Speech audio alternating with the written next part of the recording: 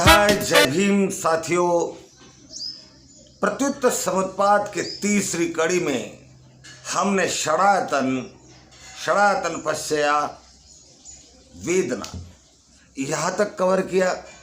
हम दो तीन प्रत्युत्तर समुत्पाद के दो तीन सिद्धांतों को अर्थ के साथ समझाकर बड़े सरलता के साथ आप सबको प्रत्युत्तर समुत्पाद समझाने का प्रयत्न कर रहे हैं। और आज हमारे समझाने के सिलसिले की चौथी कड़ी है।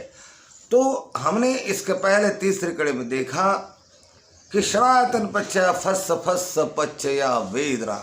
षडायतन यानी 6 इंद्रिया, और इन 6 इंद्रियों के बारे में मैंने विस्तार से बताया।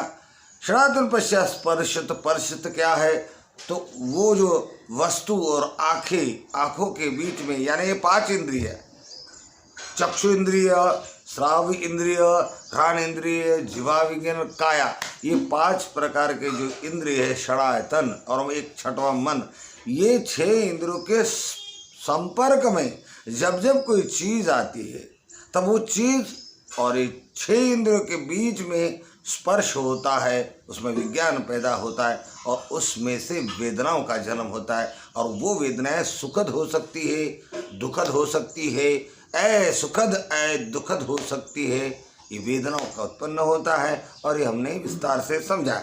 अब चौथी कड़ी में वेदना पश्चया तन्हा पश्चया उपादान। तो तन्हा क्या है? तन्हा माने तृष्णा। तृष्णा 3 प्रकार की होती है, काम तृष्णा, भव तृष्णा, विभव तृष्णा।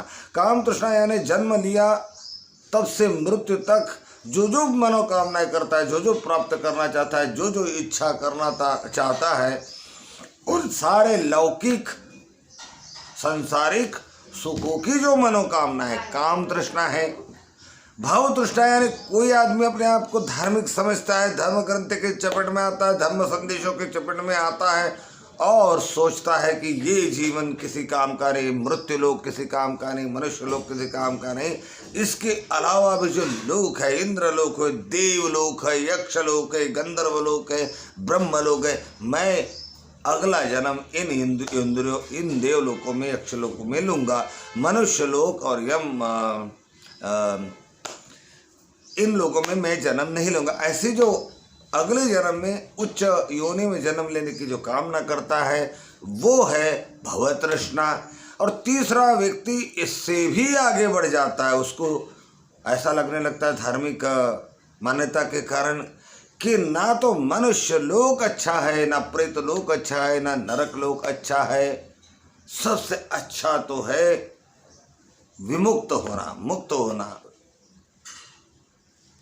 कोई जन्म ही ना हो, मुझे तो केवल मुक्ति चाहिए। काम तृष्णा में डूबे हुए व्यक्ति को संसारिक उपभोग की चीज़ों का कामना होती है।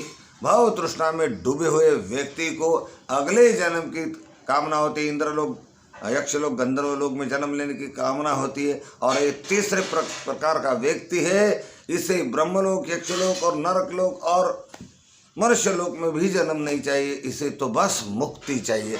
यानी जो चाहिए कि भाव यहाँ भी लगी हुई है, उसको वो चाहिए था, उसको ये चाहिए था, अब इसको मुक्ति चाहिए कि जो ललक यहाँ भी लगी हुई है, इसे विभव तृष्णा कहा गया था। 3 प्रकार की तृष्णा। अब ये तृष्णाएं सांसारिक या मान्यता के कारण अलौकिक सुख, अलौकिक जन्म, अलौकिक योनि के जन्म, इस जन्मों के जो सुख है, उसकी जो बातें है, उसका जो अनुभव या मान्यता बनी होती, उसके कारण ये इच्छा उत्पन्न हो, तृष्णा उत्पन्न।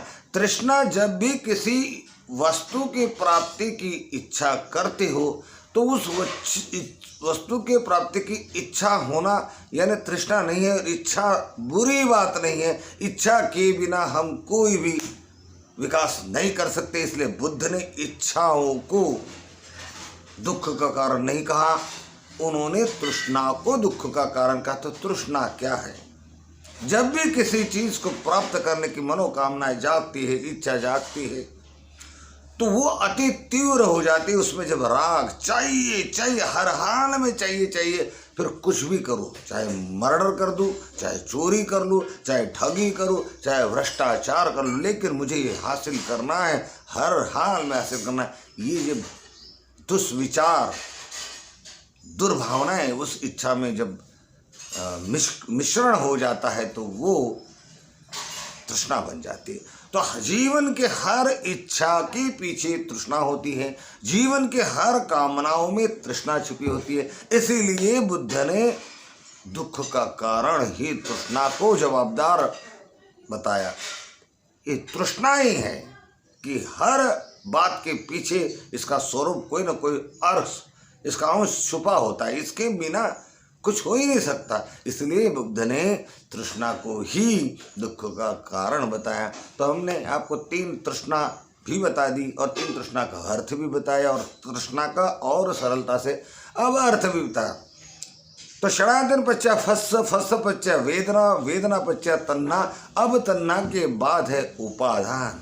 उपादान यानी हमारा जो चित्त होता है, हम जो कुछ भी कर्म करते हैं, उन कर्मों के बीज हमारे चित्त के साथ चिपके होते।